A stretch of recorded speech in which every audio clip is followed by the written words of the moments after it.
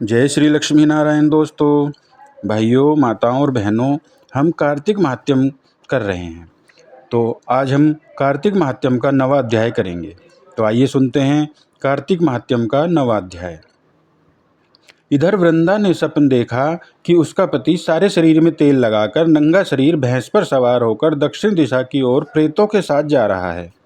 यह स्वप्न देख उसे बड़ी चिंता हुई और अटारी तथा गौशाला कहीं भी विश्राम नहीं मिला। तब वह एक वन से दूसरे वन में चली गई। वहां वृंदा ने सिंह जैसे मुख वाले 2 राक्षस देखे। उन्हें देखते ही वह डर के मारे भागी। आगे जाकर उसने शिष्य सहित एक तपस्वी मुनि को देखा और उनसे अपनी रक्षा के लिए कहा। उसकी प्रार्थना पर मुनि ने अपनी एक हुंकार से उन राक्षसों को भगा दिया। तत्पश्चात वृंदा ने मुनि से विनयपूर्वक कहा कि महाराज, मेरे पति जालंधर तथा महादेव जी में घोर युद्ध हो रहा है। उसमें किसकी विजय होगी, कृपा करके बताइए, क्योंकि आप सर्वज्ञ हैं। यह सुनकर मुनि ने ऊपर को देखा। उसी समय 2 बंदरों ने आकर मुनि को प्रणाम किया और मुनि ने संकेत पर वे दोनों बंदर वहां से चले गए। फिर थोड़ी देर बाद वो दोनों आकाश की ओर से आए और उन्होंने वहां जालंधर दैत्य का सिर और धड़ लाकर फेंक दिया। वृंदा अपने पति के मृत शरीर को देखकर बहुत दुखी हुई और रोने लगी। तत्पश्चात मूर्छित होकर पृथ्वी पर गिर पड़ी। मुनि ने अपने कमंडलू से उस पर जल छिड़का तो उसे कुछ चैतन्यता आई। तब वह पुनः विलाप करती हुई मुनि से बोली कि महाराज, जिसने देव, गंधर्व और विष्णु सहित तीनों लोकों को जीत लिया, वह शिव के साथ हाथ से कैसे मारा गया। हे मुनि, आप बड़े सामर्थ्यवान हैं, किसी प्रकार मेरे पति को फिर जीवित कर दीजिए। तब मुनि कहने लगे कि शिवजी के हाथ से मारे हुए को कौन जीवित कर सकता है, परंतु फिर भी तुम पर कृपा करके हम इसको जीवित कर देते हैं। ऐसा कहकर मुनि अंतर ध्यान हो गए और जालंधर जीवित होकर वृंदा के साथ प्रेमालाप करता हुआ आलिंगनबद्ध हो गया। वृंदा भी अपने पति के वेश में विष्णु के साथ उस वन में रमण करती रही, परंतु एक दिन मैथुन के पश्चात अपने पति के वेश में विष्णु को देखकर वह अत्यंत क्रोधित हुई और श्राप देती हुई बोली कि तुमने मेरा पतिव्रत धर्म नष्ट किया है, इसीलिए मैं तुमको श्राप देती हूँ। निश्चय ही वह कपट मुनि तुम ही थे, और तुमने जो 2 राक्षस कपट के बनाए थे, वही कालांधर में तुम्हारी स्त्री का हरण करेंगे। और जो तुम्हारा शिष्य था, वह बंदर रूप धारण कर तुम्हारी सहायता करेगा। फिर कहा कि तुम शिला पत्थर के हो जाओगे। नारद जी कहने लगे कि हे राजा पृथु, भगवान विष्णु ने देवताओं तथा अपने भक्तों के कार्य के लिए पतिव्रता वृंदा का यद्यपि शील हर लिया, परंतु वे मन ही मन अत्यंत दुखी हुए और बोले कि हे वृंदे, मैंने तुम्हारे श्राप को ग्रहण किया, अतः मैं अवश्य शिला रूप में हो जाऊंगा, परंतु तुम भी वृक्ष रूप होकर मुझको मिलोगी। उसी समय वृंदा अपने पति के चरणों का ध्यान करके विष्णु के मना करने पर भी अग्नि में प्रवेश कर गई और विष्णु वृंदा का स्मरण करके उसकी चिता की भस्म में लौटने लगे। नारद जी कहते हैं, हे राजा पृथु, उधर युद्ध में जालंधर दैत्य ने शिवजी को अति बलवान समझकर राक्षसी माया से पार्वती बनाई और उन्हें मारने लगा। उसकी इस माया को देखकर शिवजी नीचे को मुख करके बैठ गए। तभी अच्छा अवसर देख जालंधर ने अनेक बाण शिवजी को मारे। इस प्रकार शिव को संकट में ग्रसित देखकर विष्णु भगवान वहां पर आए और शिवजी को राक्षसी माया का ज्ञान कराया। तब शिवजी बड़े भयंकर वेग से राक्षसों को मारने लगे। शिवजी की इस तीक्ष्ण बाण वर्षा के आगे शुंभ और निशुंभ भी न ठहर सके और वह युद्ध क्षेत्र से भाग खड़े हुए। तथा शिवजी ने उनको श्राप दिया, क्योंकि तुम युद्ध क्षेत्र से भाग गए हो, इसीलिए पार्वती के हाथ से मारे जाओगे। उधर जिस समय वृंदा का पतिव्रत धर्म नष्ट हुआ, तभी जालंधर का बल समाप्त हो गया।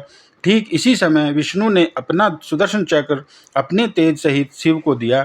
फिर शिवजी ने अपना ऋषियों के तप का, पतिव्रता स्त्रियों का तथा ब्रह्मा जी का तेज उसमें जोड़कर जालंधर दैत्य पर छोड़ दिया, जिससे उसका सिर कटकर भूमि पर गिर गया। सिर और धड़ अलग होते ही जालंधर का तेज उसके शरीर से निकल श्री शिवजी में तथा वृंदा का तेज श्री पार्वती जी में समा गया। उधर विष्णु वृंदा की चिता में लौटने लगे, तब सब देवताओं ने शिवजी की स्तुति की और कहा कि महाराज, जालंधर को मारकर आपने देवताओं का बड़ा उपकार किया है, परंतु एक महान अनर्थ हो रहा है। कृपा करके उसका भी कुछ उपाय कीजिए। भगवान विष्णु वृंदा के पतिव्रत धर्म से मोहित होकर लगातार उसकी चिता भस्म पर लौट रहे हैं और किसी प्रकार विश्राम नहीं कर रहे हैं। तब शिवजी ने कहा कि हे देवताओं, तुम सब भगवान की योग माया की शरण में जाओ, वही सब संकट हरेंगी। तब सब देवता योग माया की शरण में जाकर उनकी स्तुति करते हुए बोले, हे देवी, आप सारे जगत को उत्पन्न करने वाली, पालन और नाश करने वाली हो। सतोगुण, रजोगुण और तमोगुण तुमसे ही उत्पन्न हुए हैं। ऐसी प्रकृति देवी को हमारा नमस्कार है। तुम्हारी माया को ब्रह्मादिक देवता भी नहीं जानते हैं, उस देवी को हमारा नमस्कार है। जिसके भक्तगण अनादर तथा मोह को प्राप्त नहीं होते, ऐसी मूल प्रकृति को हमारा नमस्कार है। उस समय देवताओं ने एक तेज देखा और आकाशवाणी सुनी कि गौरी, लक्ष्मी और सरस्वती रजोगुण, तमोगुण और सतोगुण रूप में मैं ही हूँ। वही तीनों तुम्हारा कार्य सिद्ध करेंगी। उन देवियों की तुम आराधना करो। फिर उन तीनों देवियों ने प्रकट होकर 3 बीज दिए और कहा कि इन तीनों बीजों को जहाँ पर विष्णु हैं जाकर बो दो और अपना कार्य सिद्ध करो। देवताओं ने तीनों बीज ले जाकर वहाँ पर वृंदा की चिता पर भगवान विष्णु लेट रहे थे जाकर बो दिए। उन तीनों बीजों से 3 वृक्ष उत्पन्न हुए। रजोगुण सरस्वती से आंवला, तमोगुण गौरी से तुलसी और सतोगुण लक्ष्मी से मालती हुई। श्री लक्ष्मी जी ने अपना बीज ईर्ष्या युक्त होकर दिया, इसीलिए मालती भगवान की पूजा में निंदित तथा आंवला और तुलसी भगवान को अति प्रिय हुई।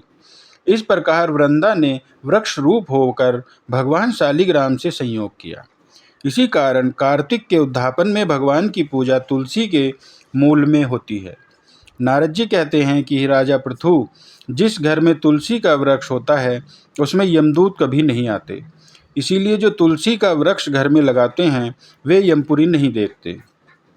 नर्मदा तथा गंगा का जल और तुलसी का पूजन, यह तीनों कार्य बराबर हैं। चाहे मनुष्य कितना ही पापी क्यों न हो, परंतु मृत्यु समय जिसके प्राण मंजरी सहित निकल जाते हैं, वह पापों से युक्त होकर भगवान के बैकुंठ धाम को प्राप्त हो जाता है। जो मनुष्य तुलसी और आंवले की छाया में अपने पितरों का श्राद्ध करता है, उसके पितर मोक्ष को प्राप्त हो जाते हैं। जो मनुष्य आंवले का फल तथा मंजरी युक्त तुलसी दल मुख में रखता है, वह साक्षात विष्णु के समान है। जो मनुष्य कार्तिक मास में आंवले की छाया में भोजन करता है तथा रुद्राक्ष की माला धारण करता है, उसके धर्म, अर्थ, काम और मोक्ष सब कार्य सिद्ध हो जाते हैं। नारद जी कहते हैं कि हे राजा पृथु, तुलसी और आंवले का महात्म्य ब्रह्मा जी भी कहने में असमर्थ हैं। जो कोई इस कथा को पढ़ता अथवा सुनता है, वह भी मोक्ष को प्राप्त हो जाता है। तो मेरे भक्तों, यह था कार्तिक मास का 9वें अध्याय का महात्म्य। आइए अब सुनते हैं भगवान की प्रिय तुलसी जी की कहानी। एक बूढ़ी माई होती है। वह कार्तिक मास में तुलसी जी की पूजा करती और रोज यह कहती थी, तुलसी माता, सत की दाता, मैं बिड़ला सींचू तेरा, तू कर विस्तारा मेरा। अडवा दे, लड़वा दे, पीताम्बर की धोती दे, मीठा मीठा ग्रास दे, झालर की झनकार दे, बैकुंठ का वास दे और श्री कृष्ण का कांधा दे। रोज पूजा करती और यह कहकर चली जाती। यह देख तुलसी माता सूखने लग गई। एक दिन श्री कृष्ण बोले, तुलसी, तुम क्यों सूख रही हो? सब औरतें आती हैं, पूजा करती हैं, मीठा भोग लगाती हैं, गीत सुनाती हैं, फिर तुम क्यों सूख रही हो? तुलसी माता बोली, प्रभु, एक बूढ़ी माई रोज आती हैं, पूजा करती हैं और रोज यह कहकर चली जाती हैं, हे तुलसी माता, सत की दाता, मैं बिड़ला सींचू तेरा, तू कर विस्तारा मेरा। अडवा दे, लड़वा दे, पीताम्बर की धोती दे, मीठा मीठा ग्रास दे, झालर की झनकार दे, बैकुंठ का वास दे और श्री कृष्ण का कांधा दे। भगवान, और तो मैं सब पूरा कर सकती हूँ, पर श्री कृष्ण का कांधा कहाँ से दूंगी?